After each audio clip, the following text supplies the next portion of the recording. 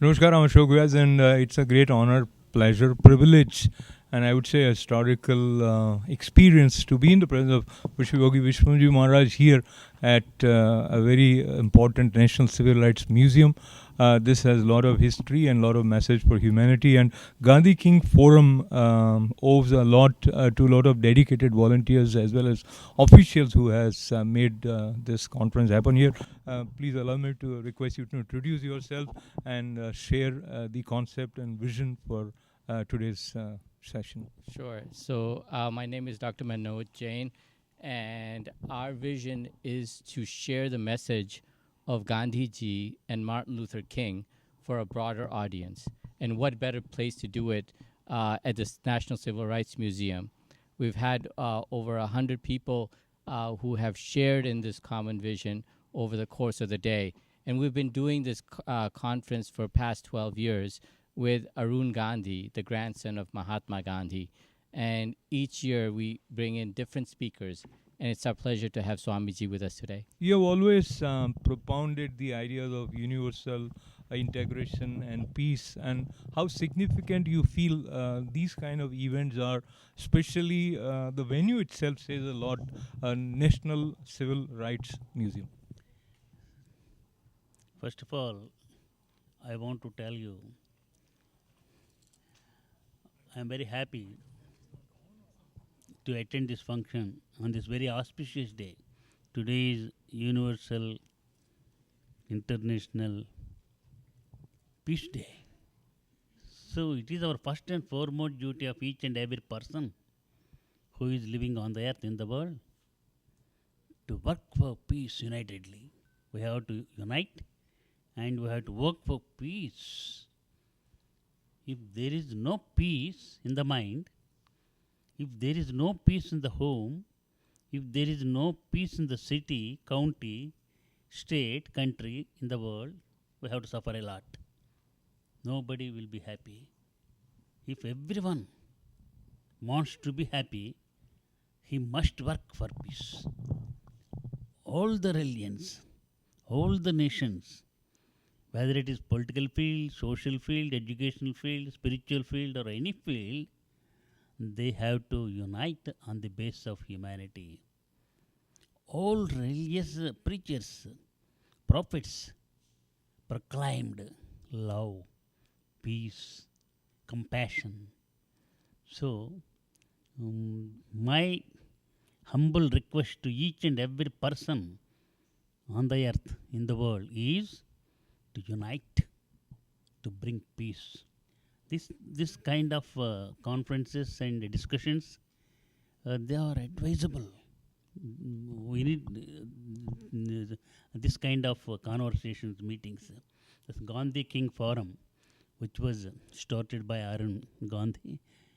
You are doing very good. Last year also I attended. I am very happy. You are doing very good job, and especially at this place where Martin Luther King sacrificed his life for the sake of humanity, humans. So, bring peace. First, don't think about anything. Think about yourself. How to make myself powerful, peaceful. So, follow your religion, follow your path, and respect and admire each and every religion, each and every person. Muhammad proclaimed compassion, love. Jesus Christ proclaimed, love thy neighbor as thyself. The greatest spiritual leaders of India also, Shankaracharya, he proclaimed, Ishvara Sarva Bhutanam. God is in every person, everywhere. So, if we want to love the God, we have to love our co-persons. So, I am very happy to come here and to spend time. I have been performing severe diksha, very, very severe, for peace, peace, peace, peace. Peace, if we want to get peace, to bring peace, we have to unite. Without unity, we can't bring peace in the world. Unity must come from the family. You love first your family, your home, your religion, your nation, your country, your world, your universe. So, love should begin from the family, and we have to expand our love to the world and universe. This ordinary person has to become universal person. So, if I think each and everyone is mine, I love everyone. There is no scope for any hatredness, jealousy, vengeance, or anything. So, fill your heart with divine love. Fill your mind with peace and spread love and peace wherever you go. This is the proclamation of each and every religion. All religions are good. All religions preaching the same thing. They are preaching the same thing. So the society in the name of Lord. So, one example I will give. You are having your wife, your children. So, you need not sacrifice the love towards your wife and children for the sake of the society. First, you have to love your wife, children. That is your responsibility. Then you have to love and serve the society. In the same way, you have to love your religion. You have to follow the rules and regulations of your religion, your nation, in which you are. You have to follow the rules and regulations and constitution of the nation, country in which you are living. That is your responsibility. So, I once again appeal all the leaders of the countries of the world, and all the leaders of the religion, and all the leaders of education field and every field also, think about it, how to bring peace. We are going to other planets. We are creating so many things, cell phones, etc., etc., etc. Then, can't we bring peace to the world? Since it is certain we can bring, but we are not thinking about it. So, my appeal to each and every one is to bring peace to the world. Think about it. Have discussions like this and touch the heart, deepest part of the heart of each and every person. Youth is very important. We have to channel the youth on the right, correct channel. That is very important. I am very happy. You are doing very good job. Thank you. And Gandhi King Forum, we are doing very. I appreciate. I congratulate also. I give my blessings wholeheartedly, and unitedly we have to bring peace. We are all one. We belong to only one family. Unity is our strength. Humanity is our life. It must be the motto of each and every person. The people, whether you believe it or not, the people who are living on the earth, in the world, belongs to only one family. That is universal family. Share your thoughts on the significance of this forum as well as importance of having it here in this venue. Well, it's always a great and pleasure actually to have forums like this here in Memphis. And as Arun mentioned before, and Swamiji mentioned that we started with Mr. Gandhi, Arun Gandhi, when he came here, and I remember the very first one was after the riots in Southwest LA at the Christian Brother College at that time. It wasn't even a university, and really it just went over from that small maybe nucleus, and we went over all over Memphis to stress the point of living peacefully, non-violently, especially when you have such a diverse and multi-ethnic society that we are living in. And whoever asked me about Memphis, what's the good thing about Memphis, I always say the interfaith that we have, the understanding, the love, the peaceful coexistence for all of us of all different faiths, traditions, ways of life, whatever it is, and everybody is respecting others. And based on this, if people can see us how we live here, door to door, neighbors, professionals living with each other, our kids are playing with each other. We say, inshallah, and they can see this, and then others can also follow the example and stop fighting and killing each other, especially in these days in which it seems that everybody going to the extreme instead of really coming to the middle ground. So thus we have to speak more vociferously, and we have to be more emphatic and more enthusiast about stressing the point of live in peace and non-violence with each other. Because if we don't do this, then we will destroy all ourselves. And just as the Honorable Swamiji said before, is that we all belong to just one family. I mean, that's, nobody will can dispute that. All one family, and that's universal. Please repeat after me. One we are. We are all one. One family. Only one family. We are all only one family. I, you, he, she, this and that and all. We are all universal family. Whatever the religion may be, whatever the race may be, whatever the nation may be, whatever the language may be, we are all human beings. We are all human family. Let us unite in the name of humanity. Let us unite for peace and prosperity. Let us unite for ourselves and for all. Let us unite for our Mother Earth and the universe. Unity makes us strong and peaceful. Unity brings us bliss and prosperity.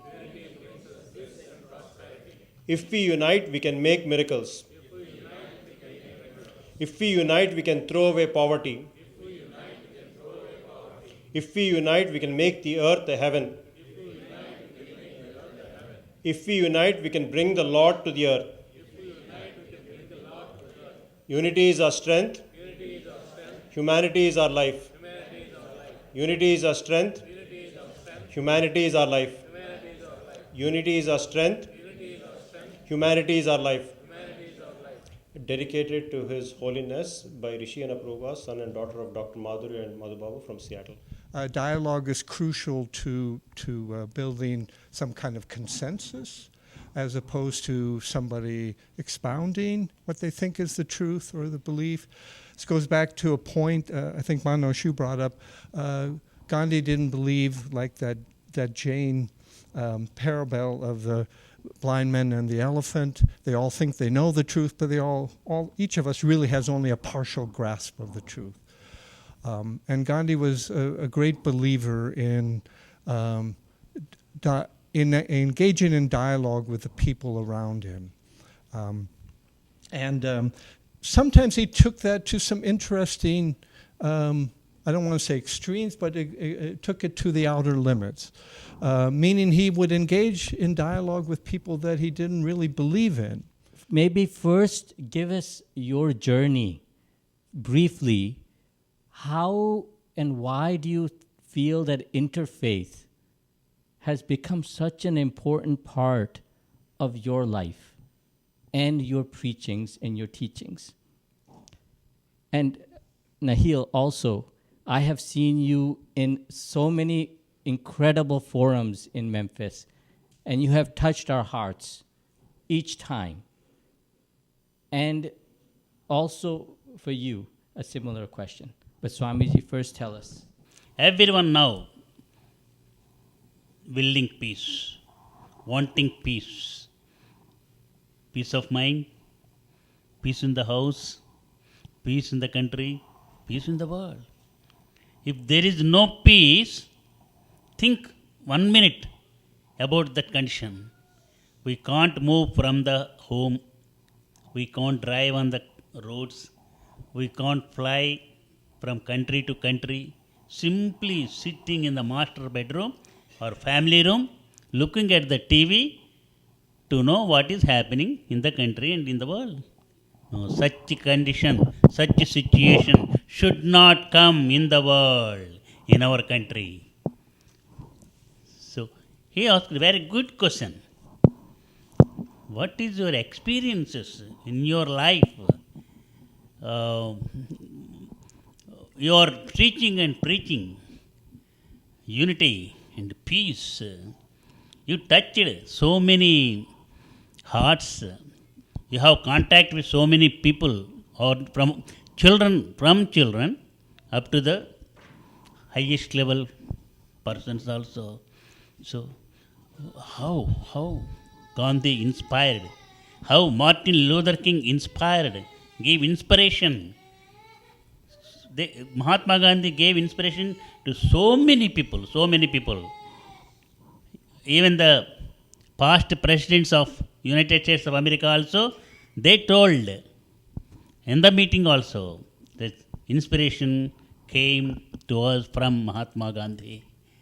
One person asked, I think Obama, one journalist like this, whom do you want to invite for your breakfast? So leaders, religious leaders or any leaders of the world, now living or dead. Immediately he told Mahatma Gandhi. Mahatma Gandhi is the inspiration. Martin Luther King took inspiration from Mahatma Gandhi. He asked me, so many people are telling about peace, having conferences, but no peace in the world. What is the reason? He asked, as a journalist, he asked me. Not teaching and preaching. Practice very important. From the childhood, this body, this person, watched each and every person, each and every section of the society, each and every nation, religion.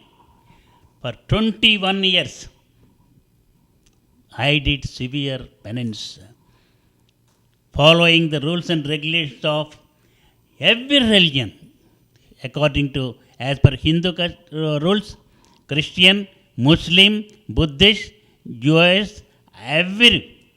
At the last, I found that the goal is only one. What is that? Goal is only one. Whether you study in Hindu college, Hindu medical college, Christian medical college, Buddhist medical college or any medical college, you will become doctor or efficient surgeon. It is the real fact in our day-to-day life also. In the same way, if you follow the rules and regulations of your religion, your guru, obey your order of the guru, obey the order of your guru, certainly you will be becoming a precious gem of the world. You can unite all the people also. First, the greetings of peace. Salam alaikum for all. How I came into interfaith, in a way I was forced into interfaith. When I first came to the United States, it was really the problem with Iran. And many people didn't know the difference between Persia and Iran and the Arab world, Muslims and other religions. So they were always blaming Muslims of all over the world for some issues that the rest of the world didn't know. And whenever this was on college campuses, whenever I spoke, I realized that really people know not much. Let's put it this way. Yes, I am. Yes. Well, I was born in Ghana, West Africa. And I grew up in Lebanon. The school that I went to in Lebanon was Tripoli Evangelical School. It was a part of the missionary. I just learned this of Idlewild. They're the one who established our school in Lebanon. And then when I finished my high school, I immediately came to United States. I came to Lafayette, Louisiana, where a lot of Catholics over there. And the very first people that I worked with was the Catholic mission with Sister Mary Ann. So, we started working, and this is when I started realizing that people really didn't know much about Islam. They didn't know anything about Islam. Plus the fact that it was becoming very political and very dangerous. So I felt like I have to talk about Islam because the school that I went to is also called the American School. So I felt like I was American before I came here, and that did not really, stop me from loving America, loving my religion, loving my country, loving all of that. And I think because of this, I was, in a way, a humble agent that was able to do this. You have. I mean, this is really a wonderful gift. That always don't think that you're going to be making the talking. If you really want to gain the love and the respect of others, you should know that you should be an active listener and just understand what they're saying. And if you may disagree with what you're saying, but disagree in a respectful manner, and don't try to judge their ways, their tradition, their faith, their practices through your own prism. Because we all look through stained glasses sometimes. And when we look through stained glasses, we say what? The dirt is on the other side. Yeah. But actually the dirt is in our windows that we're looking at. And we should be aware of this, is that we also have our shortcomings, and we should educate ourselves and grow. Everyone, I'm so fortunate to be sitting in the middle of both of them, representing not just a stream of faith, but also bringing and sharing generously their realization. So what my question to both of you, sir, is intellectually we appreciate what is being said in terms of the importance of peace. But when you talk about practicing it, if there is someone like Viswayogi Ji Maharaj who has realized peace within, he says something, or someone like you says something, that creates impact. So what any common person should do, coming from your background or with your own sense of tapasya, any small suggestion, instruction, or a tip which may help us being soldiers of peace more effectively? I think Mr. Swamiji already said it, is that we have to respect each other, respect the humanity, see the humanity in the others. I am a Muslim and I'm a proud Muslim, but just because I'm a proud Muslim doesn't mean that Jews are no good or Christians are bad and Hindu are not to be respected. Love your religion the way you're supposed to love your religion, and that's your own religion for your own self. Respect the others and see that there are many different ways. The problem with many different faith traditions and ways of life is that they want to prove that they are superior to the others. And as much as it's in the Quran, that the very first sin that caused the devil to be out of paradise is that when he told Allah, God Almighty, I am better than him. So the concept that I am better than him, which is really what the base of, you name it, all kind of racism, all kind of hatred, caused the devil to be out of the cast of the mercy of Allah.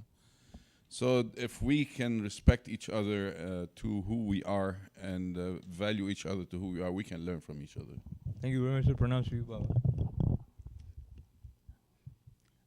You have listened to the words of great prophet.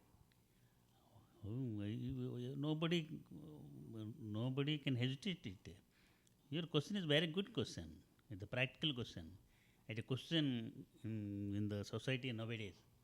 Everyone is telling about peace. But why are so many incidents are happening? That is your question. Because the words are coming from the lips, not from the deepest part of the heart. Everyone, one thing is certain. It is true. What is that?